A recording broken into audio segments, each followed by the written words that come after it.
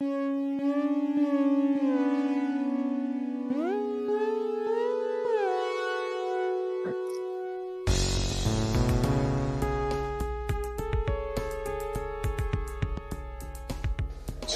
don't do that.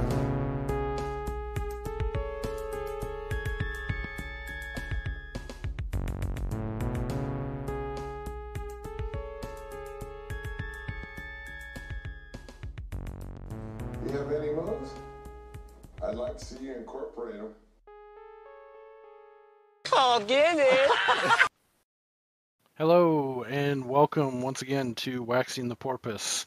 We're here on episode 15 now, covering 1974's seminal Chinatown, which is obviously a first-time watch for Steve. I'm really looking forward to rapping about this one. You're joined by myself, Jim G Baby, as always, joined by the usual suspect, Steve. How are you, friend? Jim, good to see you. Doing well. How are you? Doing good. I'm a little worse for wear, but I feel a second wind coming on. What's going on? It was just a busy day today. I'm dyed, fried, and laid by the side, man. Went to Home Depot. We're going to go to Bed Bath & Beyond. We just didn't have time. Yeah, I dug some post holes today. You got a new fence going in, or? Well, it's kind of lame because of that storm. I went, and it's harder than just digging new holes because it basically like shore off the fucking fence like at ground level, the 4x4 posts. So I'm like navigating, chipping away and working around the post because I want it to stay in line, and like the fence panels that go in line up perfectly to those posts. Anyway, it's a real bitch having to go through thick ass clay and then chunks of like bedrock and gravel and like cement mix from the last people that installed it. So it's it's pretty rough sledding, man. Yeah, I was gonna ask if it was like a big ass chunk of concrete down there. I had to do something similar a couple of years ago, and it was brutal. Yeah, like there's points where I'm getting my fucking I had like a rasp is the only like metal. I should have bought like a piece of rebar or something from Lowe's when I was there, but I'm like taking like a mallet and like getting chunks out here and there. Oh God! Like, cause there's some like really thick like clay shit, and then I don't know what these people did, but it's like they filled it with like clay, kind of like some sediment, just regular dirt.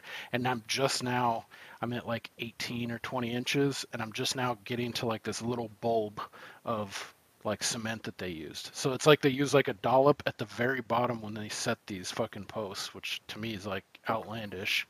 So getting down there is like, anyway, this is probably boring people to fucking tears. I'm tired, but I'm catching a second wind right now. So looking forward to talking about this. And I got some local Indiana bourbon, single barrel. It's the Kroger Steward Selection. So I'm pretty. This is the artificial second wind. But you're not. Right, so it's not like a Kroger store brand. No, it was identified by Kroger as being worthy of putting their steward selection. I have this limited release Rayleigh's bourbon here. I don't know if Rayleigh's is nationwide. Actually, shout out to Cardinal Spirits here in Indiana. We're not sponsored, but I would take a fifth of their finest liquor for promotional. But no, yeah, it's just really good. I had some on 4th of July while I was grilling. I had about 2 fingers of this whiskey. Oh my God, dude. I was just gonna say the Pee Wee Herman word of the day. There should be like a clock behind you that's like, there's no way he's going to go more than 30 more seconds without referring to a unit of measure as a finger when it relates to whiskey. Such a dipshit. See, I heard it somewhere. I'm just like, oh man, that's awesome. Didn't you ask for that in a bar one time, and the bartender was like, "Yeah, okay, fucker." Yeah, actually, in your neck of the woods, I went to a casino in the northern state there, and yeah, I thought it was slick shit, and I was like, "Yeah, I'll have 3 fingers of your finest bourbon," and she's like, "So you want a triple shot?" And I was like, "Yeah, whatever. Yeah, whatever. Whatever you feel like, yeah." Yeah, and I was like, as she just drains the like bar mat into a glass for you, like, here you go, buddy. And I was like way too old to be pulling that kind of stuff, like immediately. Or 100 years too young. Yeah, I wonder when that saying originated. Anywho, this shit on 4th of July I was barbecuing, and I had about 2 fingers, and I was fucking zooted, man. Like I was like, you were gorked. Yeah. Good stuff, Kroger. And I got a Fitz's. What is that? Key lime soda backer. Okay. So we'll see. I thought that was like a 12-ounce bottle of pickle juice or something. That shit's bomb too. Remember Barker's talked about that? Pickleback? Yeah, I don't specifically remember him talking about that. There was a funny story with him I was just thinking about. We were in a bar one time. It's a long story, but it was when he was still under 21 and had this fake ID that he was trying to get a lot of mileage out of. And he asked the bartender, like, how much for a double shot of Crown? And this bar was super expensive. And I think she's like $38 or something. And he's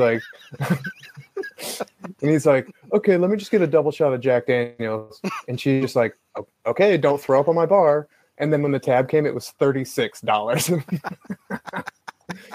Like, good job on saving $2. Yeah. Don't throw up on my bar. Yeah. Didn't one place too he went? I don't know if you were with him this time, but he was underage, and they were like, "Yeah, let me see your ID." He's like, "Oh, it's up in my room." And so this was on a work trip. Why? How old are you? 10? There was, let's see, I think 6 of us, including our boss. And so the boss orders like, "Let me get a Sam Adams and a Maker's Mark, a shot of Maker's Mark." And everyone goes around the table like, "Yeah, fuck it, why not? Give me the same thing." And then it gets around to him, and he's like, "Yeah, I'll get the same thing too." And so she's like, "Okay, yeah, no problem." And then she starts back at the beginning of the circle and is like, "All right, let me just see your guys' IDs real quick." So she's going around the circle, and I look over and I can see him getting nervous as she's getting closer and closer to him because he's got this fake ID, but he doesn't want to necessarily pull it out in front of his boss on a work trip. Because he'd probably be like, "What the fuck are you doing? You're 19 or whatever." Why does that say Ron Mexico on it? Yeah. Yeah, and so the lady gets around to him, and he's like, "I'll just have water." And she's like, "Wait, I thought you, just like everybody else, I thought you know," she's confused. Like, "I thought you wanted the same as these guys." And he's like, "Yeah, I'll just have water." Change my mind. It's a good early day tomorrow. Yeah, it's a good, Yeah, it's a good thing he didn't get caught with a fake ID too, because he was in an airport, like after security. Yeah, that could have snowballed into a whole other kettle of fish. He's on a no-fly list now, and yeah, it was fun. Any hoozles? Yeah. What's new with you?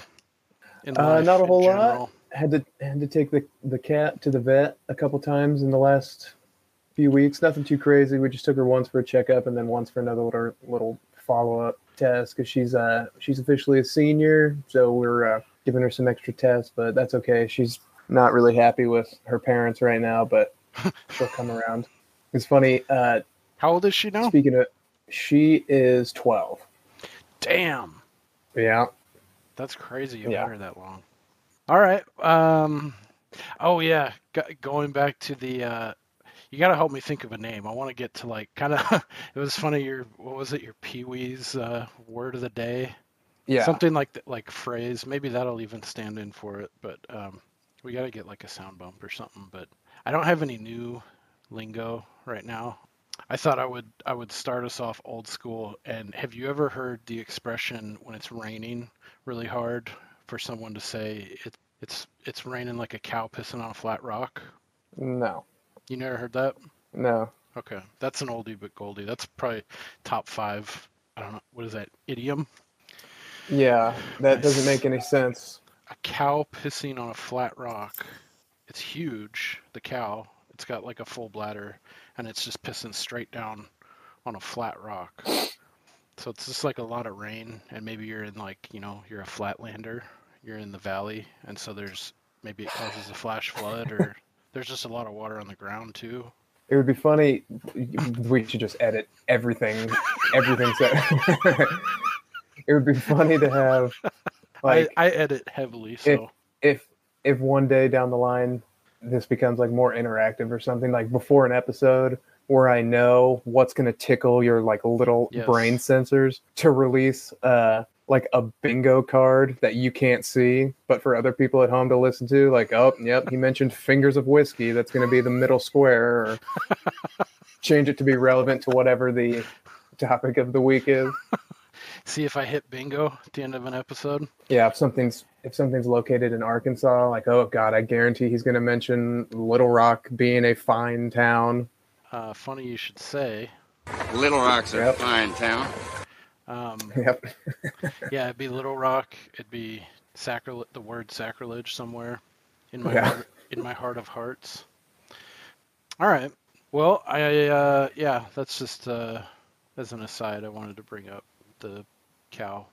Oh, I'm glad you did. Yeah, I almost forgot, dude. Check this shit out. Oh, you probably can't see it on the camera. It's an audio podcast. So you have a neon on-air sign. We're on air. I shared this on our socials, I think, a week or so ago. My old lady's getting into the spirit, and she gifted the podcast a neon LED neon old school, old timey, like red and blue on air sign, like we're in a radio booth or something. So I thought that was could put it like outside the room whenever you're recording. Yeah. So daddy doesn't get angry and hit mommy. All right. So okay. Speaking of domestic violence, that'll be a nice little segue right into the movie. Yeah. I don't know if I should save it for the end, but as you know, I've been a victim of domestic violence once in the past. Oh, yeah. Maybe I will save it for when we get to that part. Oh God, dude, it's funny. And then I think about that line from The Hangover, and they're like, "Stu, she beat you," and he's like, "That was twice, and I was out of line." And then I chuckle, and I'm like, "Fuck!" I was like, "That was me for a quick second there." Bullet dodged. Yeah. Okay. So let's get into the main course here. So we're talking about Chinatown, which was made in 1974, directed by infamous Roman Polanski, and stars in his prime young buck Jack Nicholson, Faye Dunaway, John Huston, and a smattering of other folks. I have one fun one to talk about, a side character, but anywho, yeah, that's the main cast. So this is one you had never seen before. I kind of hyped this one up pretty good. This is like a turning point movie for me to like give older movies a fair shake, and kind of got me into, anything but made before the 1970s, which I previously thought was just boring and stupid. So you watched this, when did you watch this? I finished it like 2 hours ago. Oh, okay. So it's fresh. Yeah, I'd say it's a good kind of like lazy summer afternoon. It's so fucking hot here, dude. What did you think of this one? So I'd never even heard of this movie until I heard you talking about it years ago. It's apparently really well known, but not one of those ones that when you hear it, it's like, oh yeah, I've heard of it. I've never seen it, but yeah, you would not shut up about this movie for years, and I never got around to watching it, and so I knew nothing about it at all going into it, and I finally just watched it earlier today for the first time. So I didn't really like it. No way. I loved it. Oh, you did? Fucking snake. classic misdirect. I was like, dude, how can you not like this flick? I can see No, individual it was gripes, awesome. Cool. Awesome. No, it was awesome. I mean, literally the only thing I knew about the movie was it's on HBO Max right now.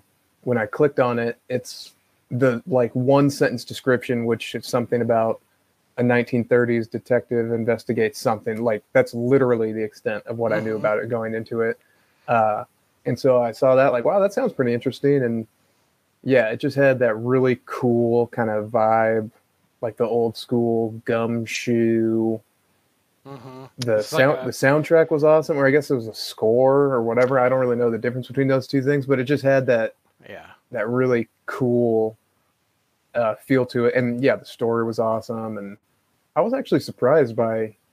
I'm sure they've done visual like restoration or whatever, but the video quality was unreal for being almost 50 years old. Yeah, I wouldn't have guessed it. Yeah, I'm sure. I don't know how much of that goes in. I think it's a little bit of both, like a 50-50. That's like the new mediums that are available, like and the high quality like 1080p and like 4K and Blu-ray and all that stuff. But I'm pretty sure there's also they have to do like a treatment to the actual thing, and then so it's like a double whammy. That's completely flying out of my ass guess. I only have a little bit of an inkling of that because I know that there's kind of like boutique, like distributors that go like specifically. There's a handful for like horror films. They go back and they find stuff that's like out of print, just like a book that's out of print, and they'll get like the rights to it or whatever, and then they'll get I'm assuming the original actual film stock, and they run it through like printing machines, like a press kind of scenario, I'm assuming, and they actually like kind of like with painting restorations and bring them back to like life and vibrant and crisp and all that kind of stuff. It's from what I understand, it's like the same process. So I don't know if they do that like with every release. I'd be curious to hear. To like learn more about that because I can't even imagine what that process would be like to go through and try to enhance something that's 50 years old. Because yeah, I mean, I can just thinking back to movies that were made like in the 90s or the 80s, the quality is dog shit compared to to this one. So they must have done a lot of painstaking work. So yeah, I'd be curious to learn how they did that. But yeah, so those were my initial takeaways. Yeah, I'm glad you mentioned the score because the score is awesome as shit. That's Jerry Goldsmith, which I didn't come super prepared, but he's done a ton of shit. I think he's up there with like a John Williams, like the dude has done all the Star Wars and done a bunch of Steven Spielberg things. That Goldsmith name I've seen in a lot of stuff. So he's like a top tier composer, and I guess he actually.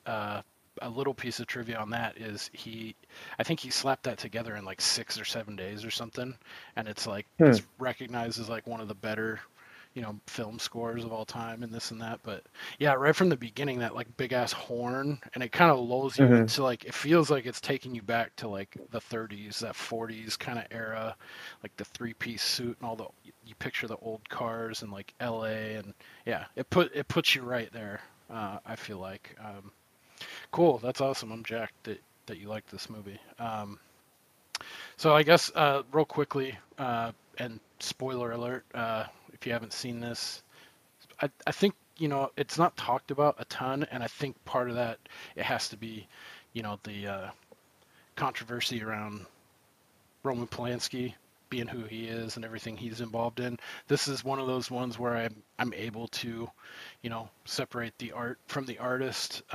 But without getting into all that, I think that's why like it's recognized. It's on tons of like, top 100 movie lists of all time, and this and that, and it's highly acclaimed. I just feel like this day and age, it's not, you don't see it talked about or thrown around a bunch. Maybe only if you're looking at like genre, like noir, like early 30s detective movies, then you'll see it. Like it's like up there with number one, or like The Big Sleep, another movie that's that movie was actually filmed in like the 40s, I think. But Yeah, it's got like the Raymond Chandler, uh, who's that other guy? Philip Marlowe, kind of like detective. That's like the template or the archetype here.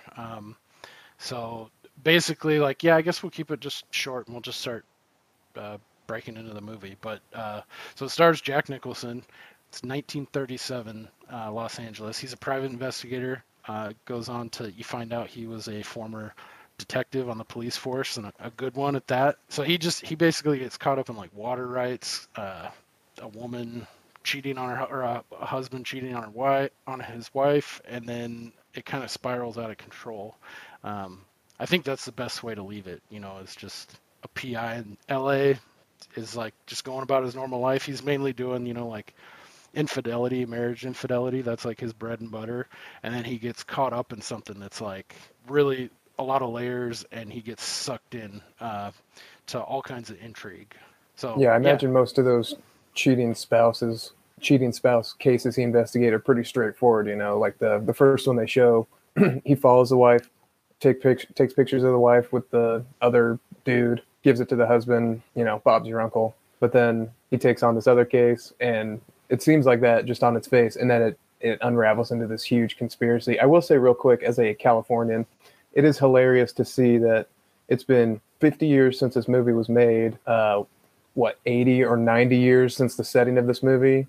And I'm just glad we've solved all the water problems and corruption problems and drought problems in this beautiful state. Yeah, it's very timely.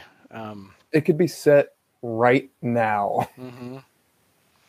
Yeah, it's crazy too, because like the things that they fight about and like that are contentious in this movie concerning water rights, it's like between that time and now, it's jumped like they've caused the desertification of like 2 or 3 other regions since then by diverting water down south. I think the one that they touch on in the movie is the Owens Valley, which used to be like this pristine, like really beautiful valley, and they completely sucked it dry of all of its water. Now it's a desert. I think like the biggest city there is called Bishop. You ever been through Bishop? No, maybe. It sounds familiar. It's just like it's north of like Death Valley, kind of like northwest. Yeah, it's funny. Like if you were to go back in time and tell those people, in 50 years we still won't have figured out desalination, or at least the politics of getting that through. Because not to get too far into it, but they just had one that was proposed down, I want to say like Huntington Beach, somewhere near LA, where it had been in the works for 15 years or 20 years, and this organization had dumped like 10-20 million dollars into this process because nothing gets done easily down there. It's permits and approvals and committees and all this bullshit. Yeah, I bet that red tape is unreal. And then at the very end, the Coastal Commission voted 12-0. No, no thanks. Unanimous. Like, okay, thanks for considering. Like, do we really care about the drought? Or yeah, it's like LA shouldn't have ever existed. It shouldn't have been created there. It's all completely artificial, which is wild because when you look, like if you're on a plane and you like look down, it's just like this gargantuan. I've heard someone say it's like it looks like mold on a sandwich, like when you're high enough up in a plane. Yeah. It's crazy how far it reaches out, all the way into the Inland Empire. It's like towards Riverside, San Bernardino. Anywho. Oh yeah. So Jack Nicholson, he plays the private investigator. His name is J.J. Gittes. He specializes in cheating, infidelity. So he gets this case, and it's Evelyn Mulwray. She's actually a fake who comes to him with this like, oh yeah, my husband's been cheating on me, and that opens him up. And I liked at the beginning too how he was like, your husband's been cheating on you, you think, and then he's like, let me ask you a question. He's like, do you love your husband, Ms. Mulwray? And she's like, oh yes, and blah blah blah. And he's like, take my advice, go home, sleep on it. And then he's like, have you ever heard the expression, let sleeping dogs lie? And she's like, no, I have to know if he's been cheating on me. And then he's like, oh, all right, well, What have you got? So it's like the way he operates is like you could say he's doing it like with a conscience, but it's all a game. Like he's got his moves like dialed down to where he's like, no, I'm not fleecing these people. I'm not like an ambulance chaser. They're coming to me with their problems. I like how it set the tone for like the kind of like he's very clever, he's very sharp, he knows what the fuck he's doing. I just like that intro to him. Yeah, and I mean, one thing I kind of took away from that too, because as I'm learning what this movie is about, I'm like, damn, that actually would be a pretty cool job to have. But when he's asking her, like, are you sure you want to do this? The feeling I got was the infidelity stuff has probably got to be super boring for that job. I imagine he would much rather do exciting things. So the way I interpreted it was he's like, I don't want another one of these fucking cheating spouse cases. I'd much rather look into something cool. But yeah, you're right. It does kind of convey that he's not just like, all right, this is how much I charge, and yeah, I will, Although right after that, when she's like, "Who's your husband?" He's like, "Who's your husband?" She's like, "Hollis Mulray," and he's like, his partner behind him, his eyes kind of perk up, and he's like, "Oh, water and power!" Like he's like a high up, like executive level dude. And then it's like now it is something kind of exciting. Yeah, it's like, oh yeah, fuck yeah, yeah, I'll have my secretary draw up the papers. So this what enters him into this kind of octopus of shit that's going on. And to be honest too, when I watched this for the first time years ago, I think this takes a couple watches for things to like all the points to really like hit you. At least for me it did, because I remember watching there's a lot going on. Yeah, this is and anytime like the nature of sort of conspiracy stories is there's a lot going on at the same time. It's not because it's like a 2-hour and 10-minute movie. Mm-hmm. It's not necessarily a 2-hour and 10-minute long linear storyline. There's lots of jumping around and kind of spider webbing story that you kind of have to jump back and forth. Like, oh wait, this was the guy who did this, and you're what you think is happening. You go down a certain road, and it's like, oh no, that's not happening. It's actually changed. There's a lot of stuff going on. So yeah, I was thinking that almost the entire time. Like, man, this would probably certainly benefit from a second watch. Yeah, totally. Like the whole like the side plot, we'll talk about it more when we get there, but like with the orange groves and like the water diversion and like the I'm still not even sure what what was it called? The Albacore Club. Yeah. I'm still not exactly clear what that had to do with it. Yeah. Maybe we'll get there. Yeah, that's one too. Like it's like second, third viewing, I'm like, oh fuck! Like you get a little bit more, you peel back a little bit more, and you see like, oh man, it wasn't just about the incest and like the power struggle between water and like building this dam or not building this dam. It goes even further than that. But yeah, so that puts him on this case, and then so he starts taking pictures, and he sees this Hollis Mulray who works for Los Angeles Water and Power. He's like the main guy, who also too, I think we'd be remiss if we didn't mention that they kind of grafted some of this film onto like real life. The character of Hollis Mulray is kind of like a stand-in or a callback to what's his name? William Mulholland, who, I mean, that name, especially you've heard Mulholland Drive, and, that's very much in like the LA zeitgeist. He was a self-educated engineer who was famous for the collapse of the St. Francis Dam.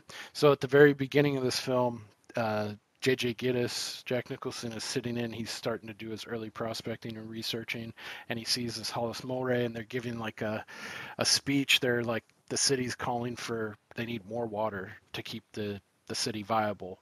So they need to divert more from somewhere else. And so they propose this new dam, and the chief engineer at LA Water and Power, Hollis Mulray, he gets up and gives a presentation and talks about how, this is no good. He's like, I won't have any part in it. It's a flawed plan. It's a flawed idea.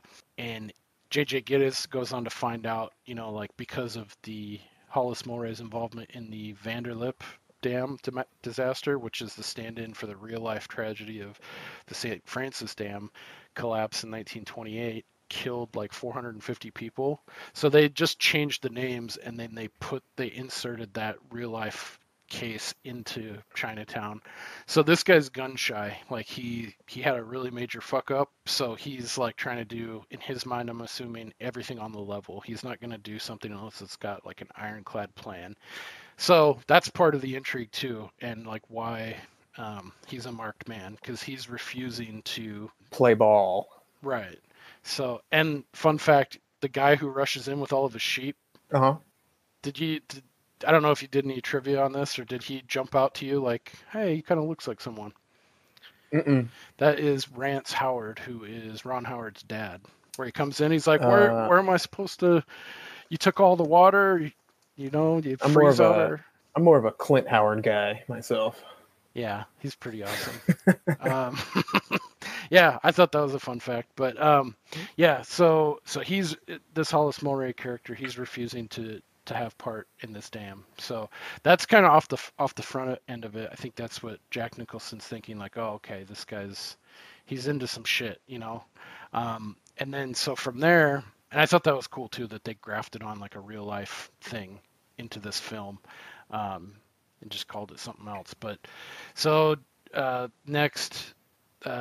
Jack Nicholson goes and he's following up on this guy. He's taking pictures. He sees him with this younger dame who has a pretty significant role, as we'll get into towards the end. Speaking of taking pictures, you are recording, right? Mm-hmm. Okay. Oh yeah. I should have asked you 40 minutes ago. Yeah, nice buddy check. No, yeah, we're good. So, and then also, sorry to keep doing this, but I thought it was fun. Crispin Glover, Back to the Future? I know the name. God damn you. I've only ever seen Back to the Future like once or twice. God, I've seen that movie so many fucking times. I could probably recite it almost from like beginning to end. One of Jack Nicholson's associates named Duffy is Crispin Glover's dad. Bruce Glover.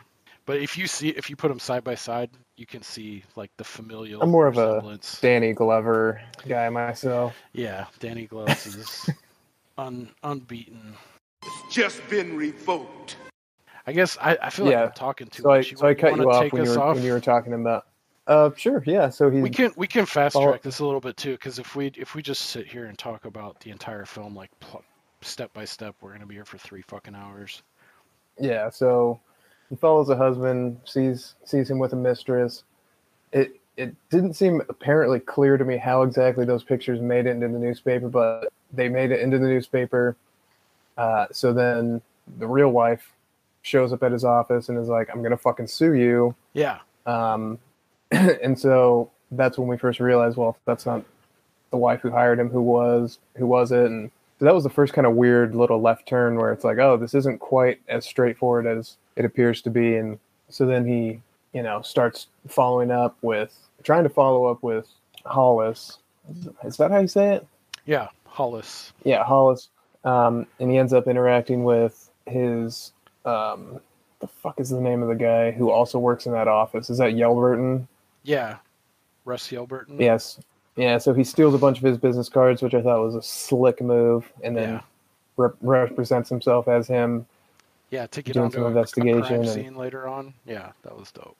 Yeah, so then I guess we could fast forward a little bit. So they find Hollis dead in one of the reservoirs, and now it's just a matter of, was it accident, suicide, homicide?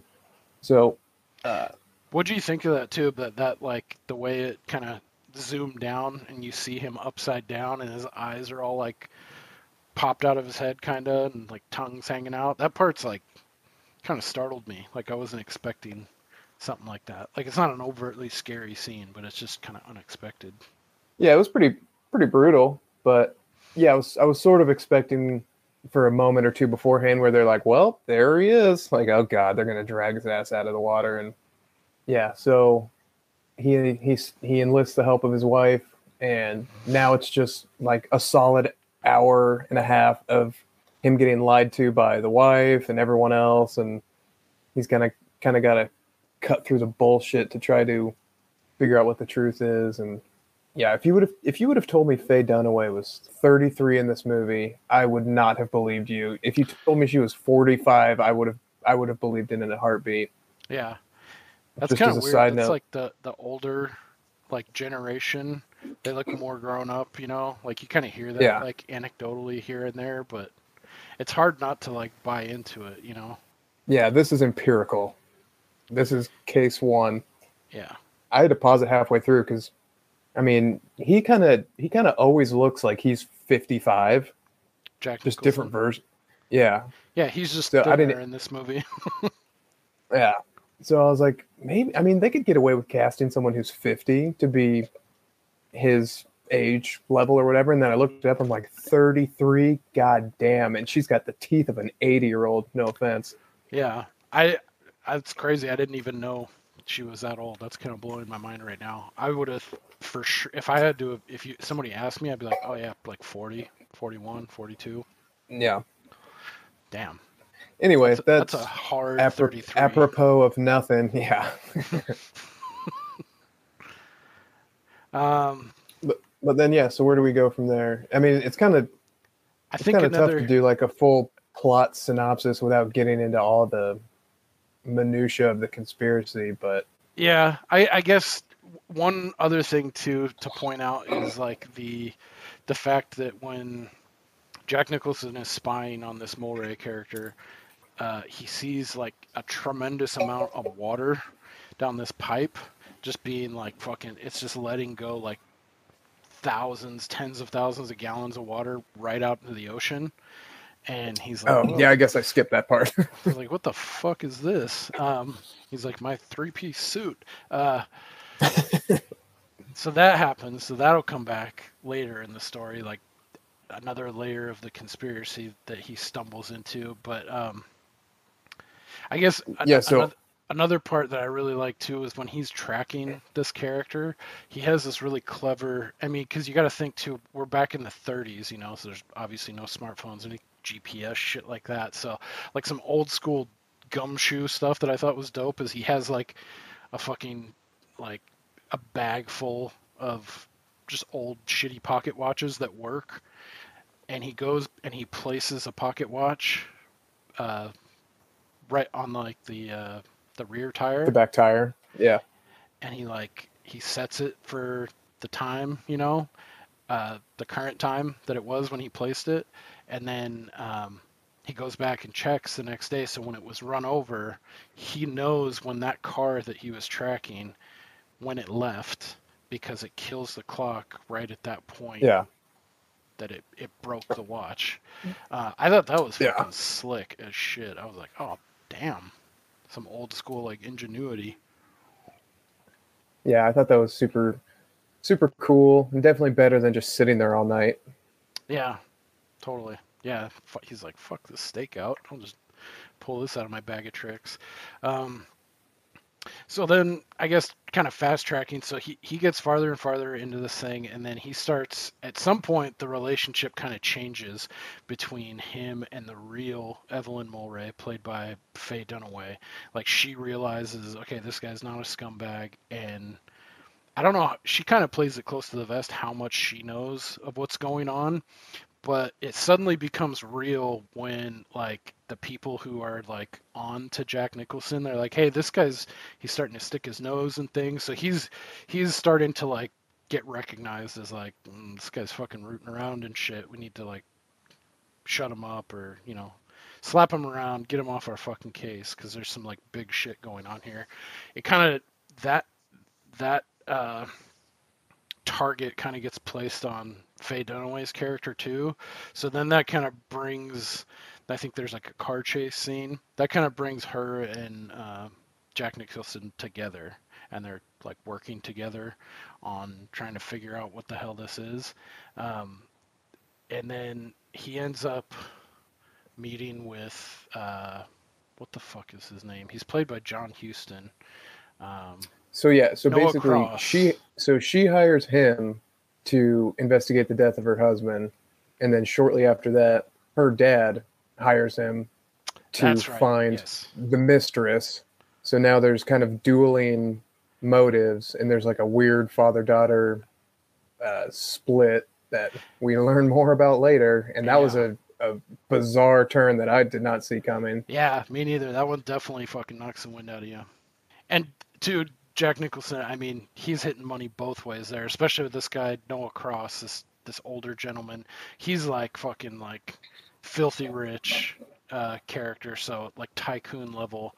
So I think at that point, like Jack Nicholson, he's trying to do the right thing, and he's intrigued by what he knows something's fucked up's going on, but he also can't shy away from the fact that it's like this could be an even huger payday than I thought if I can play this just right, you know. And it ends up almost costing him everything. And even beyond the money, I just got the feeling that he knew the entire time, like, everybody is lying to me. There's more going on beyond just like, oh shit, my right hand's gonna get paid while my left hand is getting paid. You know, definitely. I didn't do very much research about this at all because I literally just finished it a couple hours ago. But one of the things I read said that originally there was supposed to be a like voiceover internal monologue the entire time that sort of spoon fed you what he was thinking and the clues as they came up. Right. Which I'm glad they did away with because it made it that much more impactful. Where he's like, you know, he would drop some bit of knowledge or some line where it's like, oh shit, you know, without sort of telegraphing it beforehand, if that makes sense. Right. Yeah, you learn along with Jack Nicholson as he learns, and you're like, oh shit, and he's like, oh fuck, you know, like you're finding all these things. He's tracking these leads, and these clues come up, and you're learning it right alongside him. Yeah, I saw that too, and they did the same thing in Blade Runner also, which is one of your favorite movies. Oh God. They had a voiceover for that too, and Harrison Ford was like, he was bitching and moaning about that. He's like, shouldn't I be doing actual detecting in this film and portray it instead of fucking talk about it, and then the audience can learn along with me as I do those things. So yeah, I'm glad that they did that too, because I think that's part of the draw to this movie too, is like you're right with this guy, and like I think they also went so far to, like, Jack Nicholson's in every scene, and you're meant to like be like his shadow basically throughout this entire story. And they even went to lengths where they would film like right over his shoulder when you can't see Jack Nicholson, but and then it'll like zoom back and it's like he's talking to someone or he's doing something. So they went to great lengths to make it, you know, through his kind of viewfinder, and it is good that they scrapped that. I hate fucking voiceovers and shit like that. It's irritating. Like, you don't need to be fucking spoon-fed all this information. Yeah. I think it has its place, but it's got to be. It's. I'm very particular about it. It's, you know, like Shawshank. Yeah. That's got great voiceover where it's not like, hey, you're too stupid to figure out what the fuck is going on, or stay engaged with a story that might be moving kind of slowly. So we're gonna kind of just tell you all the subtext. Yeah. Right up front. That's a great example of it working for the story, and like, yeah. Especially you get all those choice nugs from Morgan Freeman throughout. Like, yeah. All right, so I guess we're not stringing this fucking thing out. You want to just cut right into like the meat of this story? I guess let's talk too about the thing that kind of like the orange groves and the water. Husband, Hollis, so he wasn't actually having an affair because he knew it was her sister daughter. Right, exactly. So he's just like out of the kindness of his heart, like he like cares about this kid because that kid's placed in like, that's got to be such a fucked up weird situation, you know, that's potentially like super damaging to one's psyche, you know. So I took that as him just being a good guy and like trying to like give her, because she's probably what, 15, 16, if she said that she had her when she was 15-ish. Yeah, that tracks. Right? Okay. If she's portraying what her real life age, that sounds about right. If she's like early 30s, so yeah, the kid looks to be between like, I don't know, 14 or 17, but yeah, I took that as him like just like being a nice dude and trying to like give her the best quality of life and shielding her from this really fucked up scenario. So I guess without beating around the bush any longer, we come to find out that Noah Cross, played by John Huston, this old fucking crusty fucker, has raped his own daughter, and to the point where he impregnated her with his child. And it's a really key, like, awesome scene towards the end. Like, maybe awesome's not the right word, but it fucking grabs you. Like, when, so Jack Nicholson's finally, he's like had it up to here with the line, and like he's like, I need to know what the fuck's going on, and he quite literally beats it out of Faye Dunaway, which, I mean, I can see this, like, we're in the 30s, you know, so women used to get slapped around like that, I assume. But yeah, he's screaming at her like, who is this girl? It's like the centerpiece of all this in his mind. And she's like, she's my sister. And then he's like, don't lie to me. And he fucking loses it, smacks her. And then she's like, she's my daughter. And then he's like, you bitch, fucking smacks her again. She's my sister and my daughter. And then that's when he's like, oh, fuck. Like, well, it was, what I thought was funny about it is because she had up until this point been saying it was her sister. And so he smacks her and she's like, it's my daughter. Smacks her again, it's my sister. Smacks her again, daughter. And he does it like 2 or 3 times, and she just keeps toggling back and forth. And then I think he just gave her one last good one, and then that's when she's like, it's my sister and my daughter. And from watching it, it went from like, oh, this is kind of funny, to like, ew, because you're doing the math like, oh no. Yeah. So yeah, that's super fucked up. But it's crazy too, because that's like only one piece, like, that's fully fleshed out of this like Rubik's cube of other shit going on. But it's tied into it because they wanted to keep that obviously hush hush, you know, and no one to find out about that. But so he finds out about that, and I think just before that too, he finds out that like there's this albacore club where they're just these, it's like a nursing home for like the ultra rich, or, you know, widows of really rich and powerful men in LA. And he stumbles across this conspiracy that Hollis and Noah Cross were into. Basically, so they were deliberately diverting water from these key areas of farmland in, like, you know, I think it's probably be like the San Fernando Valley is the area that we're targeting in LA. So the people holding the keys, it's like total conflict of interest to, you know, disseminating who gets water, who gets it where. They're purposefully turning off that spigot to these key areas that should be rich farmland. And then when those farms and those areas run dry and unsustainable, they're able to come back and swoop back through like these dead people from this albacore club, and buy in their name, and they're able to pick up these lots and these parcels of land like pennies on the dollar. So it's like a shell game where they're so it can never get traced back to this Noah Cross character. But Jack Nicholson, being a badass gumshoe, he connects all these dots and figures out, like, oh, fuck. So my confusion comes from, I thought the Albacore Club was like that fishing, I don't know if you would call it like a, I guess like you could just call it a club. It's like a yacht club. Right. But then the nursing home, where, because he noticed like the names on all these deeds had recently been changed, and they're all either dead people or old people that are residing at this nursing home. And the connection between the Albacore Club and that nursing home is where I was having a little bit of a disconnect of, you know, because that old lady's doing the like knitting or whatever, and she's like, oh, we got that from the Albacore Club. Yeah. But I don't really remember what the dad's connection to the Albacore Club was, if that was ever really fully established, or if I'm just, I don't know. I just took that as like off my own ass. Maybe he owned that club, and so that's how he had the access to those people, and like Maybe they were like former colleagues, or I don't know. But yeah, so that's another huge piece in all of this. And I guess tying it all together too is so it seemed like Hollis had been the guy who was murdered at the beginning of the film.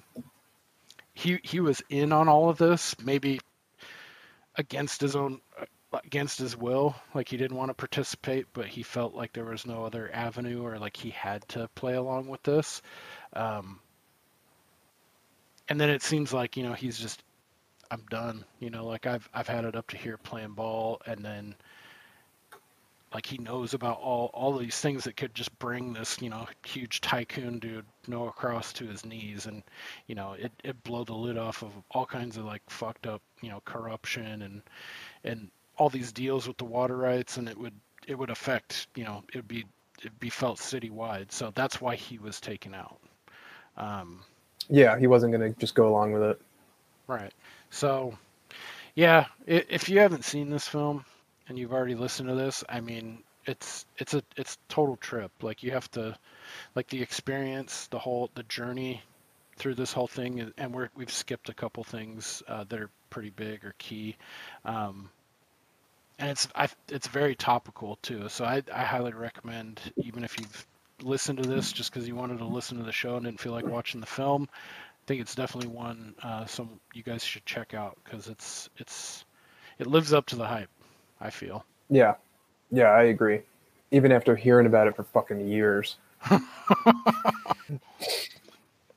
Yeah, I think it's one of those ones you can't really overhype. Like it's got everything in spades. Like the acting's fucking excellent, cinematography, the score, the story's fucking awesome. I really like Jack Nicholson. He kind of, at first I didn't know how to like gauge him, but there's a couple points it's like, dude, he's fucking badass. Like he's with it. Like he gets his fucking nose sliced, and like, dude, that was the so fight, nuts. Piece of trivia, that dude who has kind of the funny accent, that's a cameo from the director Roman Polanski.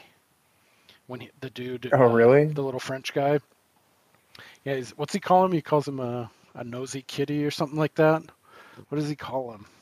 It's like, what we do with kitty cats, and he comes up and he fucking he sticks his butterfly knife or really sharp switchblade up his nose and fucking zoinks out and. Yeah, splits. So from that point on, Jack Nicholson's wearing like this fucking like Horace Grant early 90s era like face mask, like gauzed up thing on his nose. Yeah, that was the director, Roman Polanski. So I guess there are some really cool pieces of trivia.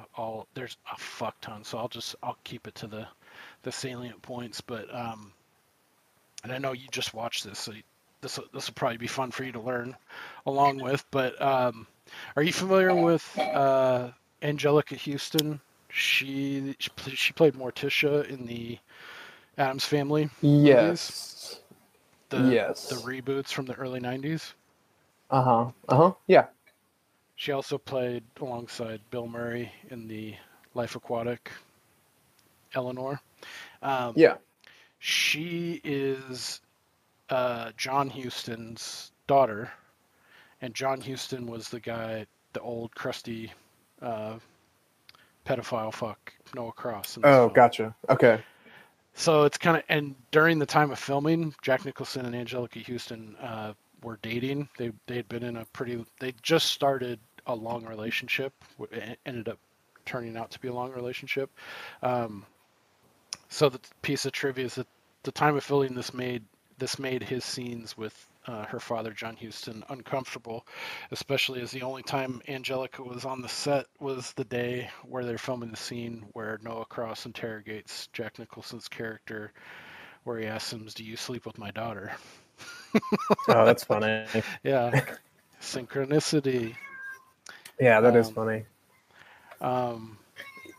Yeah, and he did have a funny like smirk on his face when he asked him that. He's like, "Just say no." Yeah. Oh, yeah. And I forgot too. Yeah, like we get to the point too where like Jack Nicholson and Faye Dunaway are in cahoots, and they start, sniffing each other out, and they end up banging. And I felt like that was kind of like thrown together, but who knows? You know, you're in like stressful situation, like life and death, kind of like you're onto some weird shit. You know, you need to fucking get a little tip drill in. So, yeah, they banged her out. And she seemed to be. I don't know if you can hear my cat. She's now back to being my friend. I mean, she definitely seemed like kind of a salute in the movie, so it's really not that surprising that she would want to bang. But would you? Come on, she's a handsome woman. There's just something about the teeth, man. Yeah, I actually looked her up, and I think she's had a lot of dental work done because her teeth look better now than they did. She had kind of like a back then. Madonna gap going on.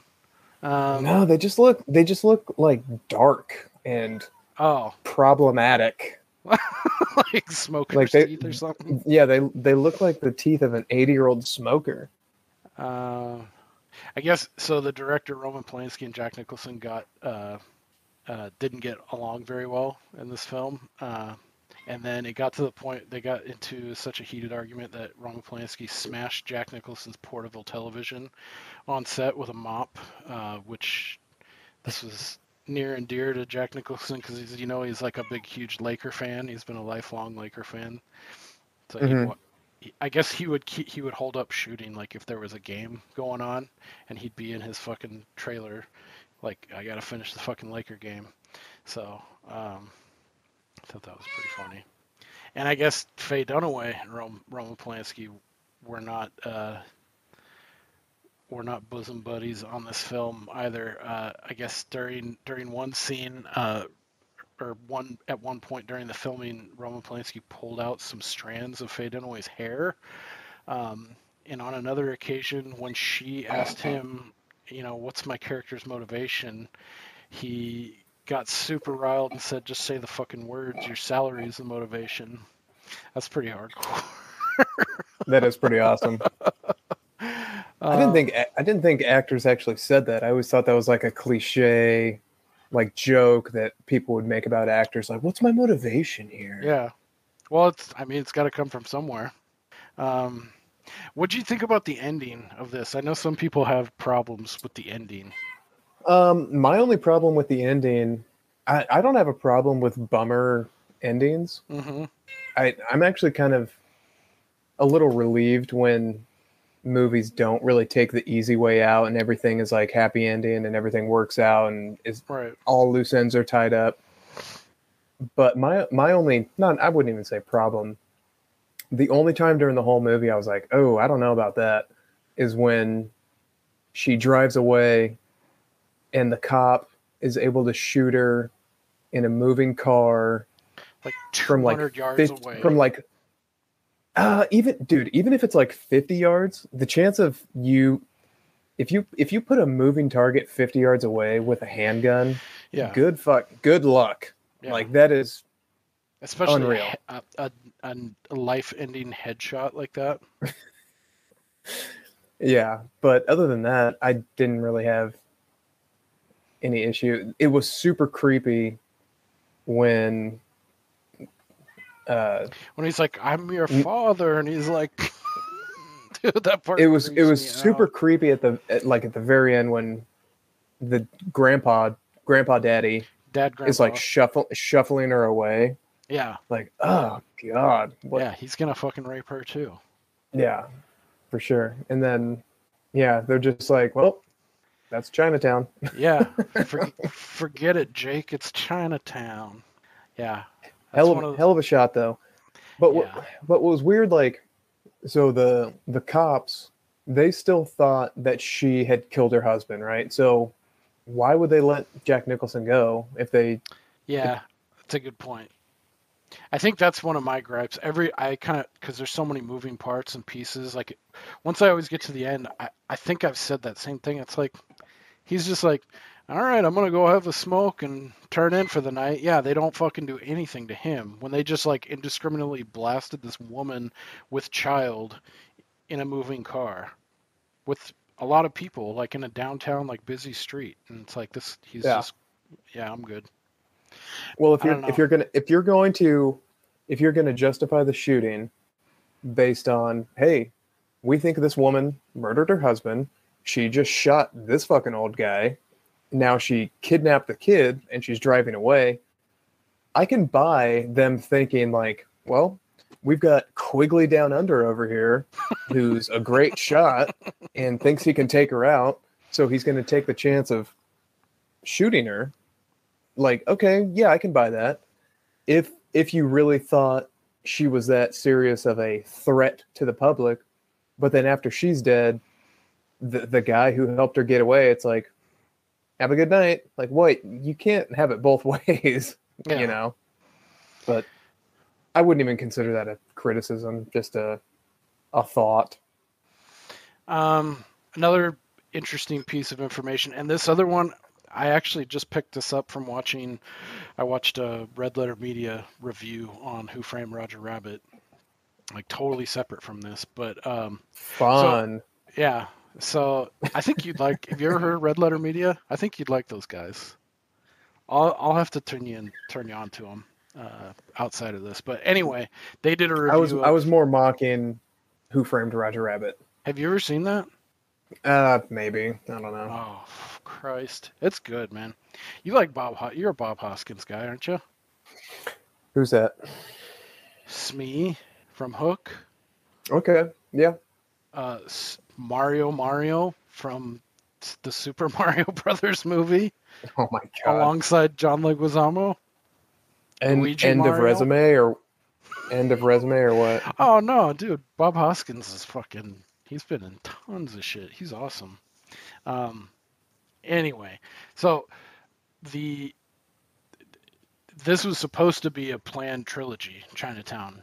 So the writer Robert Town. Oh, really? Yeah. So the writer Robert Town, he had this whole master plan with Jack Nicholson that like, yeah, we're gonna make this a trilogy, and it's gonna be like about, power struggle, intrigue in 30s and 40s LA. So there's actually a sequel. Did you know there's a sequel to Chinatown? No. It's called The Two Jakes. It was made in 1990, and it's directed by Jack Nicholson. I think it's I think he's only done a handful of films where he's actually directed them and starred. But so the second one, The Two Jakes, is about like land rights, like real estate corruption in LA in the 40s, like early 40s. So I think it takes place like 8 years later or something like that. Like Elysian Fields. So it's not that great of a movie. It really isn't. That's too bad. Yeah. Harvey Keitel's in it. He's pretty good. Jack Nicholson's a lot older. They made the sequel like 26 years later, and he was supposed to have only aged 8 years. So he looks like night and day different from what he looks like in Chinatown versus The Two Jakes. So, and then the third part, which was it was water rights was Chinatown, real estate corruption in The Two Jakes, and then the third, they were supposed to do corruption in the public transportation sector of LA. But what's interesting is, so like that third part kind of got floated around, kicked around, different scripts, and then it got piecemealed out, and it actually makes up a huge chunk of the main overarching theme of Who Framed Roger Rabbit. And they actually even used it was a corrupt company called Cloverleaf, and that was the actual name that they had in the original script for the third planned Chinatown sequel. And it was corruption involving buying up all the public transportation in order to replace it with freeways. Because I guess LA at that time had like the best public transportation system in the world. Like you could get anywhere on like trolleys and buses and trains and everything. And that actually, it's kind of funny that actually happened in real life, because now you think about California gridlock and you think of LA and all these fucking freeways and everything, like people being able to like, and their public transportation is non-existent down there now. Right. So it has some real life parallels there too. So it's just funny that piece got kicked around through Hollywood over the years and got made. And it actually was made before the Two Jakes, before the sequel, which was made in 1990. They made Roger Rabbit in 1988. I always thought the Who Framed Roger Rabbit was like a kids movie. No, it's actually pretty. There's some parts that are pretty dark, actually. Yeah, I'd say, like, you could watch it right now. There's some kiddie stuff, and they have tunes and stuff in it grafted in with like actual filming people. But no, it's great. Yeah, I think you'd like it. Did you ever watch The Wire? I watched all of season 1, and then season 2 is when they're in like Maryland and they're at the port, Baltimore, like the dock workers and everything. Well, they're all in Maryland. Right. Baltimore. So the first one, but the second one is when they're in the port. Yeah. Yeah, the first one's like the focus is the like the drug houses and what is it called though? I'm blanking on the projects. And then season 2 is the port. I think I got like halfway through season 2. Oh man, you should really revisit it. I think I got to the point where they take out like the fat guy, or the okay, yeah, larger, that part. The larger gentleman, like when they kill him. I think that's the last thing I can remember. Anyway, I love the first season a lot. Like, Bonk is fucking the man. It's such a good show. And Jimmy, yeah, I like him a lot. Yeah, I need to get back on it, finish it out. Yeah, so that whole trilogy concept is pretty interesting. Yeah, that's too bad. It's too bad it never worked out, because I mean, if they were anything like the first one, I would have really enjoyed watching them. Yeah, the second one, you can pretend it doesn't even exist. It's pretty bad. But yeah, I would highly recommend. Because one of the things we've talked about is like message movies that are such a bummer. Mm-hmm. I mean, this movie had a message, but it wasn't a bummer, right? Like, it's a tough balance to like take on a real topic without being like a huge pain in the ass. Yeah. You know, pushing that message super hard. So yeah, I think it's too bad. Yeah. I will say, give old Roger Rabbit a fair shake. I think it's worth a watch for sure. Yeah, I like how much like real life stuff is grafted into this film, and how, you know, it's still topical to this day, as we've talked about. And yeah, it's a great movie all the way around. I'm glad you liked it. So I was right all those years, and I was like, you gotta fucking check out Chinatown. Told you. Even with all the overselling, it still exceeded my expectations. So awesome. You've got a good track record going. My batting average, yeah, I was about to say my batting average is I'm gotta be like 775 or like 8 something, I would say right now. I think the only bad apple has been really bad one. Blade Runner. Yeah, and I would even put that on me. I wouldn't even say I wouldn't even say like I think it was a bad movie. It's like I just didn't like it. So yeah. I will say, I think if you ever find yourself wanting to give Blade Runner 2049 a shake one of these days, I think watching that makes it divides a lot of people, but I think it will give you something back for like the first entry, the first Blade Runner. Okay. I think they mesh together pretty well. It gives you a bigger context, and maybe you would appreciate the first one a little bit more, but maybe not. Who knows? I won't dismiss it out of hand. All right, fair enough. Is there anything else you wanted to broach or talk about? Quick hitter about Chinatown? No, I don't think so. I would definitely recommend it. If you haven't seen it, I don't know why you would have listened to this whole thing if you haven't seen it, but some people do that. I do that sometimes on certain films where I'm like really on the fence, or like I have no interest, but maybe it'd be fun to like hear these people shit on something, and then I'm like, oh, maybe that does sound kind of interesting, because I'm able to. Well, there's there's definitely a lot more to the story than we covered. So, oh yeah, there's yeah, a lot huge more. fucking chunks that and like watching it from beginning to end is like a complete story, like the full effect. Like I think it like the arc and the journey that you go on in this film. It's just like each scene feeds into one another, and then like the end. Like some people have issues with the ending, but even if you didn't like what happens to the people at the ending, like I think it's just a really fun ride all the way through. So did you have a preconceived kind of like notion about like older films before you saw this? Like, yeah, I'm not into that kind of shit. Kinda, not really, because I have seen some old movies that I really like. What's the general issue that people have with the ending? Just that it's kind of a bummer, or yeah, like that they don't like because that Faye Dunaway's been through so much and like had so much shit happen to her, and it seems like like Jack Nicholson genuinely cares about her and is like into her, so like maybe there's a happy ending there in all this fucked up shit that happens for her.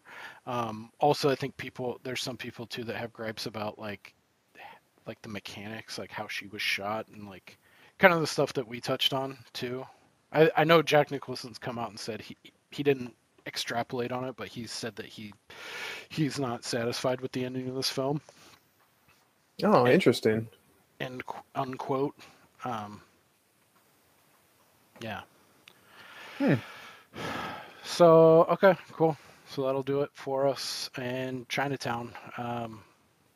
Yeah, this is one that I had these preconceived notions about older films, and it turned me on to a bunch of I watched a bunch of. I think that's right when I got into like the old spaghetti westerns are a good entry too. Like when you start going into obviously like the Clint Eastwood films, like The Good, Bad, and the Ugly, Fistful of Dollars, all that kind of stuff. The Man with No Name trilogy.